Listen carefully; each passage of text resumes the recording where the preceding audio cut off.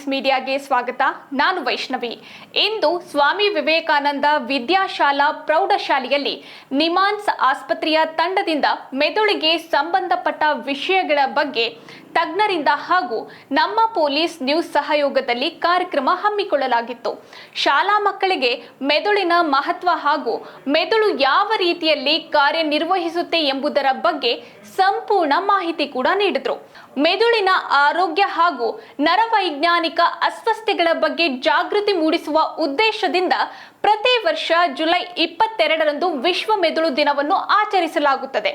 ಇಂದಿನ ಕಾರ್ಯಕ್ರಮದಲ್ಲಿ ನಮ್ಮ ಪೊಲೀಸ್ ನ್ಯೂಸ್ ಪ್ರಧಾನ ಸಂಪಾದಕರು ಶ್ರೀ ಜಾನ್ ಪ್ರೇಮ್ಜೆ ರವರು NIMHANS doctors, NIMHANS wellbeing volunteers ಹಾಗೂ ಸ್ವಾಮಿ ವಿವೇಕಾನಂದ ವಿದ್ಯಾಶಾಲಾ ಶಿಕ್ಷಕರು, ಮಕ್ಕಳು ಈ ಕಾರ್ಯಕ್ರಮದಲ್ಲಿ ಭಾಗಿಯಾಗಿದ್ದರು.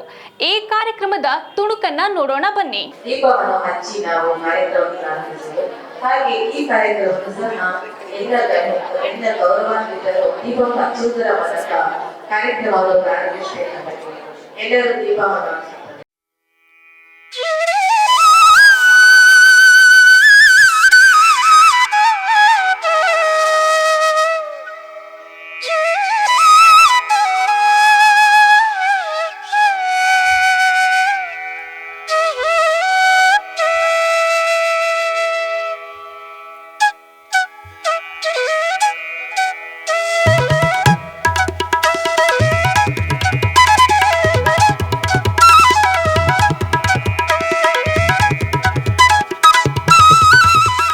ವೇದಿಕೆ ಮೇಲಿರುವಂತ ಎಲ್ಲರಿಗೂ ನಮಸ್ಕಾರ ಹಾಗೂ ನನ್ನ ಪ್ರೀತಿಯ ವಿದ್ಯಾರ್ಥಿನಿಯರು, ಇವತ್ತು ಬಹಳ ಸುಸಂದರ್ಭ ಅಂತ ನಾನು ಭಾವಿಸ್ಕೊಳ್ತೀನಿ. ಯಾಕೆ ಅಂತ ಹೇಳಿದ್ರೆ ಮನುಷ್ಯನಿಗೆ ಎರಡು ರೀತಿಯ ಆರೋಗ್ಯಗಳು ಬಹಳ ಮುಖ್ಯ. ಒಂದು ಮಾನಸಿಕ ಆರೋಗ್ಯ, ಇನ್ನೊಂದು ದೈಹಿಕ ಆರೋಗ್ಯ. ದೈಹಿಕ ಆರೋಗ್ಯಕ್ಕೆ ನಾವು ಯಾವ್ದಾದ್ರು ಚಿಕಿತ್ಸೆಯನ್ನ ಅಥವಾ ಔಷಧಿಯನ್ನ ಕೊಟ್ಟು ಗುಣ ಮಾಡಬಹುದು. ಆದ್ರೆ ಮಾನಸಿಕವಾದಂತಹ ಆರೋಗ್ಯವನ್ನ ಗುಣಪಡಿಸೋದಕ್ಕೆ ಇವತ್ತಿನ ಕಾರ್ಯಕ್ರಮ ಬಹಳ ಮುಖ್ಯ.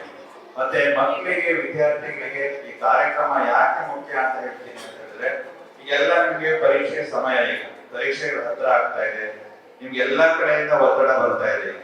ಟೀಚರ್ಸ್ ಕಡೆಯಿಂದ, ಮನೆ ಪೇರೆಂಟ್ಸ್ ಕಡೆಯಿಂದ, ಅಥವಾ ನಿಮ್ಮ ಅಕ್ಕಪಕ್ಕದವರು ಎಲ್ಲರೂ ಕೂಡ ಓದ್ಬೇಕು ಇದನ್ನೇ ಹೇಳ್ತಾ ಇರ್ತಾರೆ. ಹಾಗಾಗಿ ನಿಮ್ಮ ಮೇಲೆ ಈಗ ಸಾಕಷ್ಟು ಒತ್ತಡಗಳು ನಿಮ್ಮ ಮೇಲೆ ಬರ್ತಾ ಇದೆ.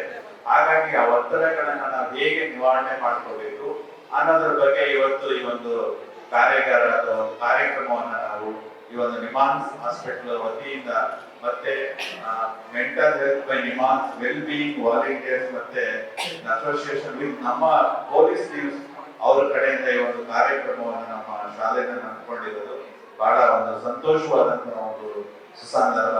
ಇಂದಿನ ಕಾಲದಲ್ಲಿ ನಮ್ಮ ದೈಹಿಕ ಆರೋಗ್ಯನೂ ಹೋಗ್ತಾ ಇದೆ, ಮಾನಸಿಕ ಆರೋಗ್ಯನೂ ಹೋಗ್ತಾ ಇದೆ.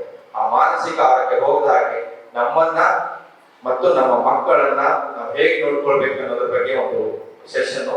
ಅದೇ ರೀತಿ ಈ ಜೀವನ ಕೌಶಲ್ಯಗಳನ್ನ ಶಿಕ್ಷಕರು ಮಕ್ಕಳಲ್ಲಿ ಹೇಗೆ ಅವರು ಡೆವಲಪ್ಮೆಂಟ್ ಮಾಡಬಹುದು ಅನ್ನೋದ್ರ ಬಗ್ಗೆ ಈ ಒಂದು ಸೆಷನ್ ಇರುತ್ತೆ. ಹೆಚ್ಚಿನದಾಗಿ ನಾವು ಫಾಲೋವಿಂಗ್ ಸೆಷನ್ ಅಲ್ಲಿ ಮಾಡ್ತೀವಿ. ಯಾಕೆ ನಾವು ಈ ಸೆಷನ್ ಮಾಡ್ತೀವಿ ಅನ್ನೋದ್ರ ಬಗ್ಗೆ ಒಂದು ಟಿಪ್ಪಣಿ ಪ್ರಕಾರ ನೋಡ್ತೀವಿ. ಈ ಒಂದು ವೇದಿಕೆಗೆ ನಾನು ನಮ್ಮಿಸುತ್ತಾ ಎಲ್ಲರಿಗೂ ಧನ್ಯವಾದ. ತುಂಬಾ ಚೆನ್ನಾಗಿ ನಾವು ಮಾರ್ಕ್ಸ್ ಬರ್ಬೇಕಾದ್ರೆ ಏನೇನ್ ಬೇಕು? Self confidence.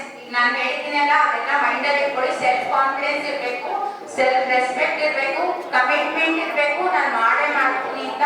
Hard work is very important. There is no short cut for hard work, and support and encouragement will be there with your all teachers and parents. ಈಗ ಡಾಕ್ಟರ್ ಅಶೋಕ್ ಅಂಡ್ ಟೀಮ್ ಅವರು ಮಕ್ಕಳಿಗೆ ಕೆಲವು ಚಟುವಟಿಕೆಗಳನ್ನು ಮಾಡಿಸ್ಕೊಳ್ತಾರೆ.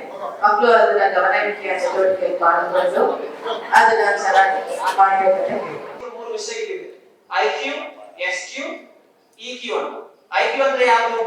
ಏನಾದ್ರು ಕೇಳಿಸ್ಕೊಂಡಿದ್ದೀರಾ ಇಷ್ಟವರೆಗೆ? ಏನಾದ್ರು ಕೇಳಿಸ್ಕೊಂಡಿಲ್ವಾ? Intelligent ಕ್ವೋಷಂಟ್ ಅಂತ. Intelligent ಕ್ವೋಷಂಟ್ ಅಂದ್ರೆ ಈ ಟೀಚರ್ಸ್ ಬೇರೆಯವರೆಲ್ಲ ಸ್ವಲ್ಪ ಎಕ್ಸಾಂಪಲ್ ಕೊಡ್ತಾರೆ.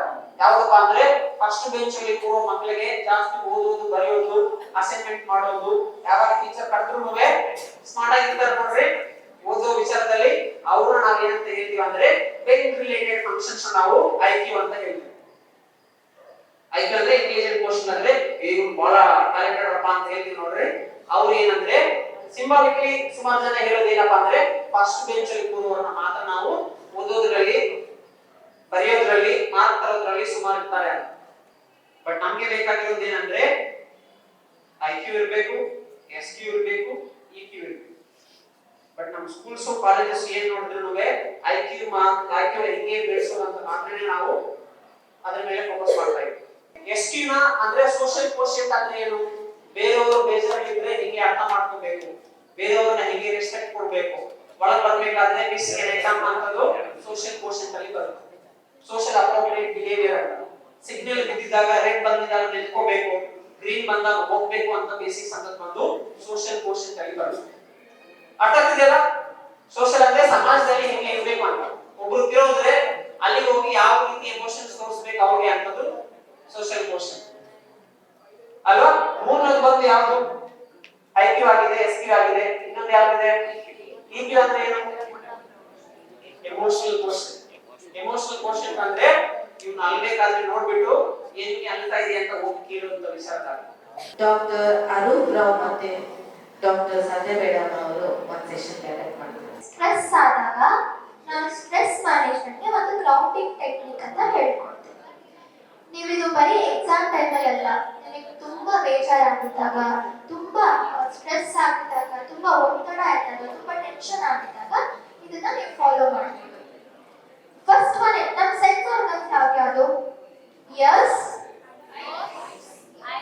Nose, skin, tongue and eyes. First thing ಏನು? Ears. 5 things that you can hear. ಇವಾಗ ನಾನು ಮಾತಾಡ್ತಿರೋದು ಕೇಳಿಸ್ತಿದೆ, ಅಲ್ಲಿ ಯಾರೋ ಕೆಮ್ತಿರೋದು ಕೇಳಿಸ್ತಿದೆ, ಅಲ್ಲಿ ಆಚೆ ಕಡೆ ಗಾಡಿ ಸೌಂಡ್ ಕೇಳ್ತಿದೆ, ಅದನ್ನೆಲ್ಲ ಬರ್ಕೋಬೇಕು. 5 things you can hear. 4 things you can see. ನನಗೆ ಏನೇನು ಕಾಣ್ತಿದೆ? ನನ್ನ ಮೈಕ್ ಕಾಣ್ತಿದೆ, ಲೈಟ್ ಕಾಣ್ತಿದೆ, ಫ್ಯಾನ್ ಕಾಣ್ತಿದೆ, ಆ ಹುಡುಗ ಕಾಣ್ತಿದ್ದಾನೆ. So 4 things we can see. ಅದನ್ನ ಬರ್ಕೋಬೇಕು.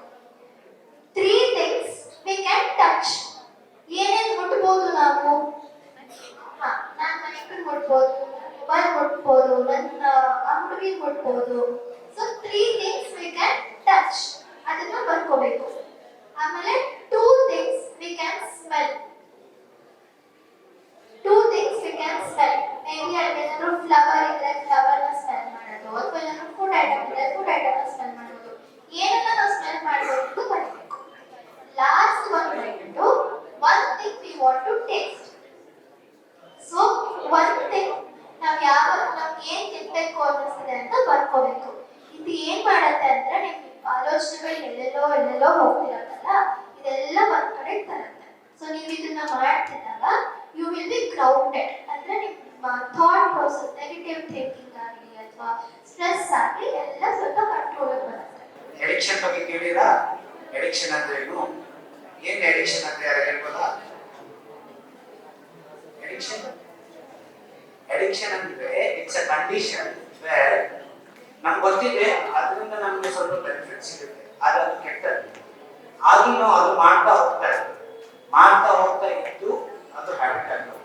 ಆಮೇಲೆ ನಮ್ಗೆ ಏನ್ ಪ್ರಾಬ್ಲಮ್ ಇರುತ್ತೆ ಅದು ಕಂಪೌಂಡ್ ಆಗುತ್ತೆ. ಇನ್ಸ್ಟೆಡ್ ಆಫ್ ಪ್ರಾಬ್ಲಮ್ ಹೋಗೋಕ್ಕಾಗಿಲ್ಲ. ಒಳ್ಳೆ ಹ್ಯಾಬಿಟ್ಸ್ ಏನು? ಯೋಗ ಸಾಧನೆ ಮಾಡೋದು, ಪ್ರೇಯರ್, ಕಮ್ಯುನಿಟಿ ಸರ್ವಿಸ್, ಹೌದಾ? ಫ್ರೆಂಡ್ಸ್ ಜೊತೆ ಒಳ್ಳೆ ರೀತಿಯ ಕಾರ್ಯ ಮಾಡೋದು, ಅದನ್ನ habits. You have to adopt good habits.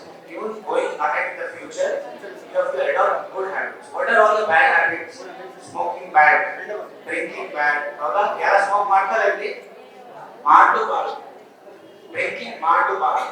ಏನೋ ಮಾಡ್ತಾ ಇದ್ರೆ you have to tell them, you have to give them positive reinforcement or negative reinforcement for